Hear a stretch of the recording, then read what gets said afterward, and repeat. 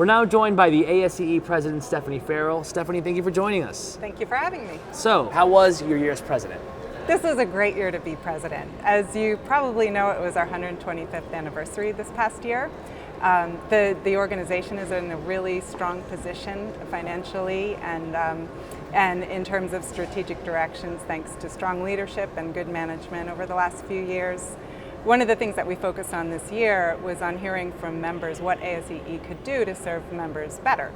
And so the board members attended all of the section and zone meetings to give updates on the board and then get feedback from members. We also conducted a series of roundtable discussions at the last annual conference to hear from certain groups on how we could support those groups better. Those discussions focused on 6 different groups in engineering education: low-income and first-gen to college students, graduate students, LGBTQ members and students, professional track faculty, military veterans, and persons with disabilities. So you led many international efforts for ASEE as president. Can you tell us about your commitment to international activities for ASEE? You might not be aware that we have 3 branches, international branches of ASEE, where these are groups of members in different countries. There's a branch in India, there's one in Lebanon, and there's one in Baghdad. We also have partnerships, as I mentioned, with some of the other engineering education societies around the world, and we have some joint initiatives.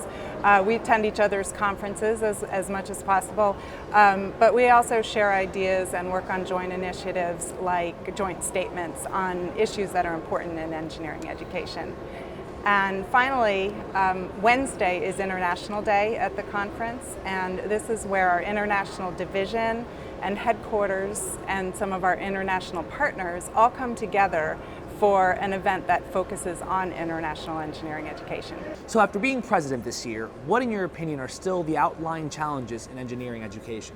I think one of the biggest challenges facing engineering education today is diversity and inclusion.